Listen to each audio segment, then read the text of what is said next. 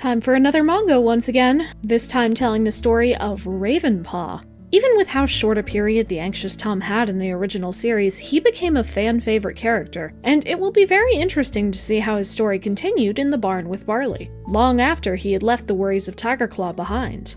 This manga isn't as commonly talked about in the modern fandom as most of the others, but it does still have potential, at this juncture, to dive into and deepen a fan-favorite character in a way we wouldn't get otherwise. We'll just have to see how the execution pans out, and, overall, if the books are still worth your time today. Oh, and before I forget, this is the manga page I'll be redrawing, chosen, as usual, by my patrons. Shattered Peace was released on November 24th of 2009, the same day as The Fourth Apprentice, roughly 4 months after Blue Star's Prophecy, and about 5.5 months after the last manga. Return to the clans from the Tiger Star and Sasha series. I also feel it's worth saying at this juncture, because I have seen some confusion, I always cover the books in order of their release for the Trip Through Time series, not choosing whatever book I would like to cover in the moment. A large part of the reason for this is because I want to examine how lore, writing trends, and character portrayals began and evolved over time. It's easy in our modern fandom to look back at all of the books as if they are a unit, and to assume that books near each other in the in-universe chronology were written near each other, or work with the same writing trends. I go through them in release order to pick apart areas where that isn't true, and try to assess each book with only the knowledge I would have as someone who reads these books as they came out, on the days they were released. Now, back to Shattered Peace. Like the first trilogy of mangas, it was written by Dan Jolie and illustrated by James L. Barry. And like all of the mangas thus far, it begins with an anonymous Aaron Hunter note. This one discusses just how popular Ravenpaw was in the fandom, and how disappointed readers were to see him leave after Into the Wild. This Aaron had been asked countless times about what Ravenpaw's warrior name would be, and their answer was always that he wouldn't have one, as he needed time to grow strong, confident, and independent apart from the rules and expectations of clan life. Of course, his life away from the clans wouldn't be completely free of worry, doubt, or danger, and he'll never completely leave his roots in ThunderClan behind, which is where the story for this manga series will come from. Shattered Peace has a total speaking cast of 17 cats, which is the highest in a James L. Barry manga to date, but roughly average in comparison to all of the mangas thus far. The top 5 of those cats also get 92% of the lines, with Ravenpaw and Barley being the only 2 cats who have over 30 lines. This is on the high end, even for mangas, but given most of this story and conflict will be based around these 2 cats living their life on the farm, it makes perfect sense. And from there, I'll leave the lines behind, because I am more than ready to jump into that life and see how Ravenpaw and Barley are doing. We begin with Ravenpaw and his best friend safely spending their routine days on the farm, sleeping, hunting, eating, relaxing, even marginally getting along with the 2 legs and their dogs, since they both leave each other alone, save for when the woman throws them some food.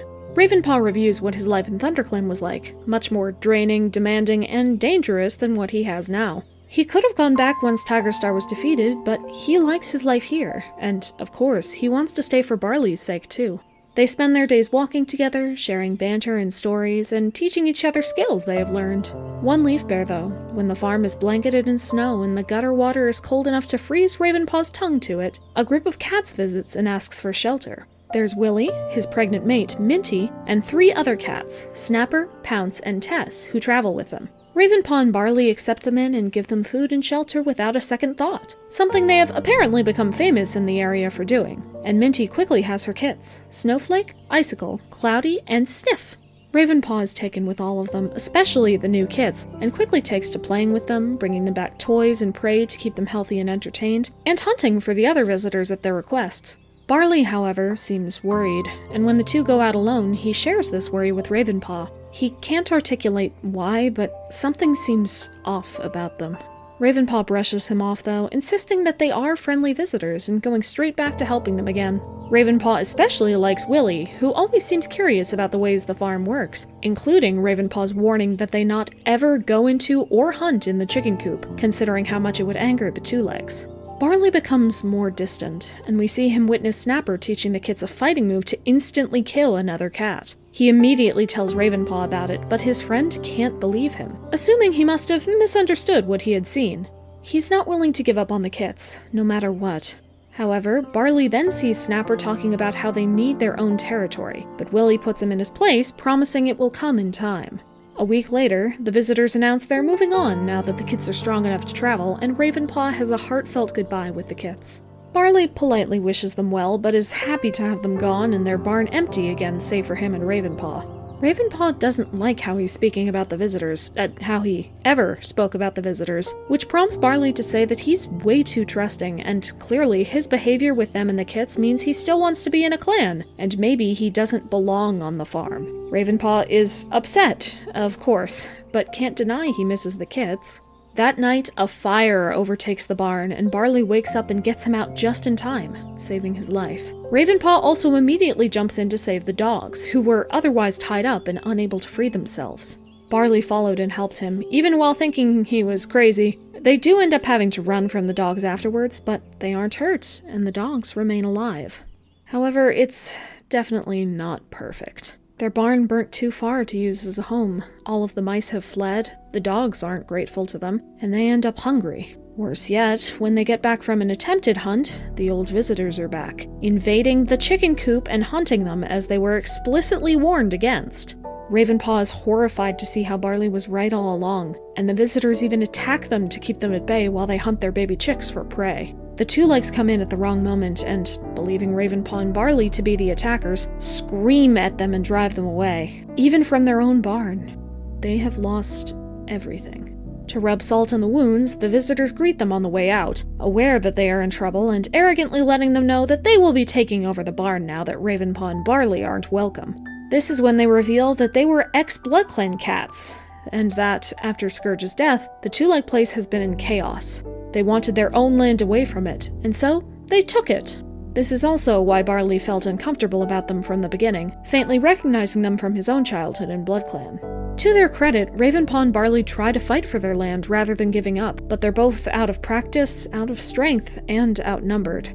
Minty steps in to stop them from being killed, thanks to Ravenpaw's kindness, but they are definitely defeated and driven off. Ravenpaw and Barley each apologize to each other for their disagreements and ponder, in sorrow, what to do from here. They end up heading to the Moonstone for lack of other options on their way to find a new farm, and Ravenpaw gets a dream with ThunderClan ancestors in StarClan. They greet him kindly and let him know that he has a home in the clans too, when he needs it. Not because it's where he belongs, but because he has friendships there, and those don't go away based on where he lives. As they wake up, Ravenpaw finally dons a smile and declares that they need to go to ThunderClan. They can actually help. And that is the end for this first entry. I'll be honest, even having just read through it, I actually have a hard time determining how I feel about this book.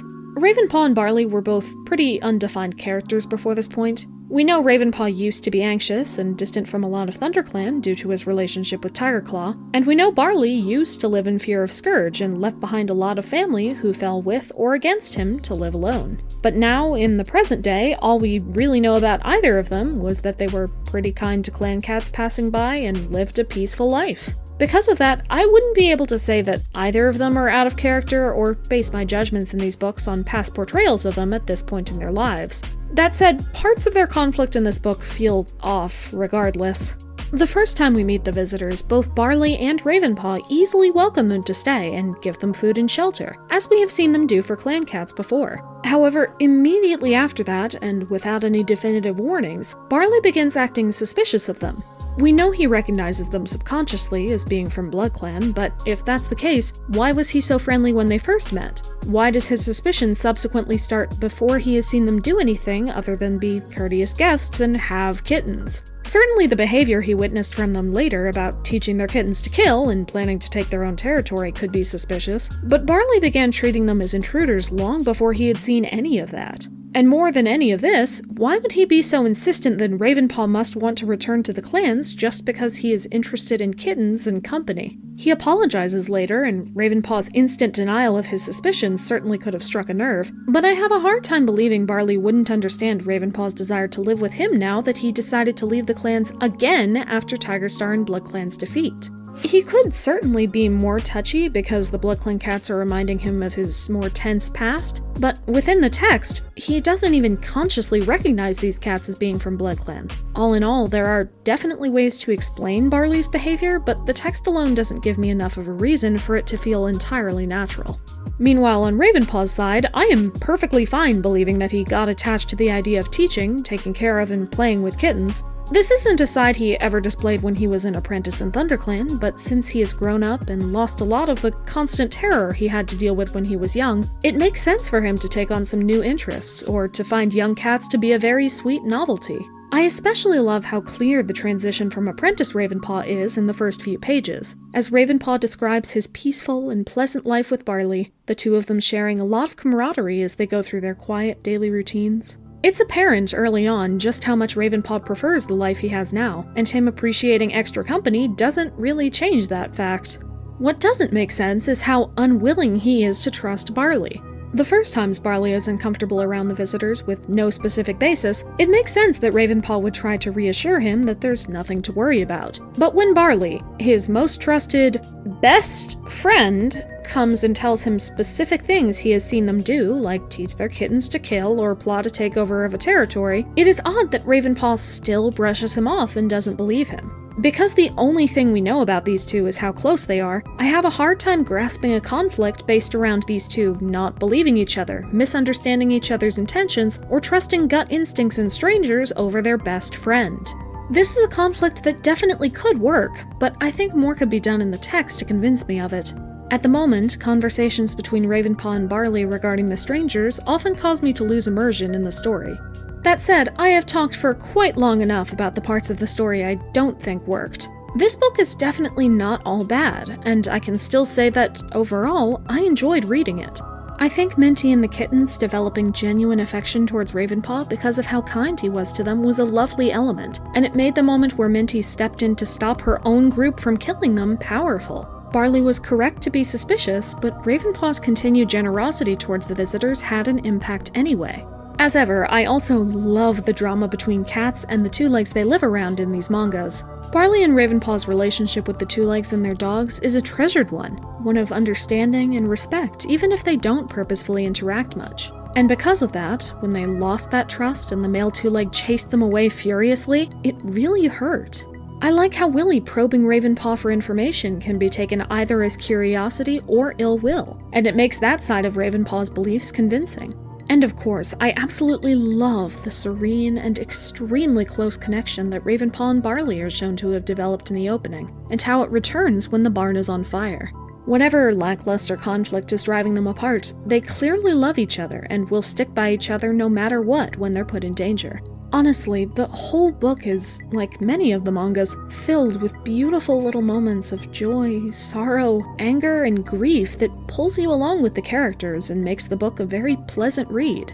Even if the BloodClan cats can sometimes be shallow, our main characters are not, and when we see what they're going through, in the good times and bad, we feel for them, because the book both tells and shows us how much this life means to them, and how much we should care about it too.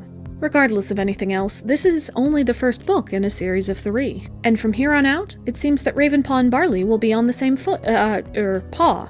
Whatever qualms I had with this book, it's gone by the end, and what's left is all of the compelling drama and potential that the book has at its heights. This book is not awful by any means, and it shines a light towards greatness in the future. We'll just have to see what the next 2 entries do with this potential when we return to Ravenpaw's manga series in a future episode of our Trip Through Time.